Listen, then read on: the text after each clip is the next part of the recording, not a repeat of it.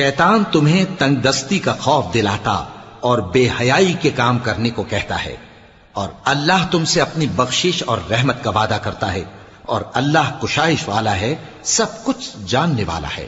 وہ جس کو چاہتا ہے دانائی بخشتا ہے، اور جس کو دانائی ملی بے شک اس کو بڑی نعمت ملی۔ اور نصیحت تو وہی لوگ قبول کرتے ہیں جو عقل مند ہیں۔ اگر ہم یہ قرآن کسی پہاڑ پر نازل کرتے تو تم اس کو دیکھتے کہ اللہ کے خوف سے دبا اور پھٹا جاتا ہے۔ اور یہ مثالیں ہم لوگوں کے لیے بیان کرتے ہیں تاکہ وہ غور کریں۔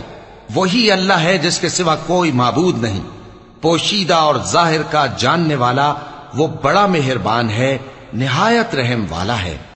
جو لوگ سود کھاتے ہیں وہ قبروں سے اس طرح حواس باختہ اٹھیں گے جیسے کسی کو جن نے لپٹ کر دیوانہ بنا دیا ہو۔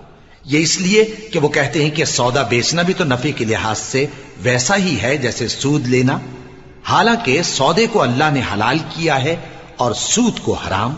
تو جس شخص کے پاس اللہ کی نصیحت پہنچی اور وہ سود لینے سے باز آ گیا تو جو پہلے ہو چکا وہ اس کا، اور قیامت میں اس کا معاملہ اللہ کے سپرد۔ اور جو پھر لینے لگا تو ایسے لوگ دوزخی ہیں کہ ہمیشہ دوزخ میں جلتے رہے۔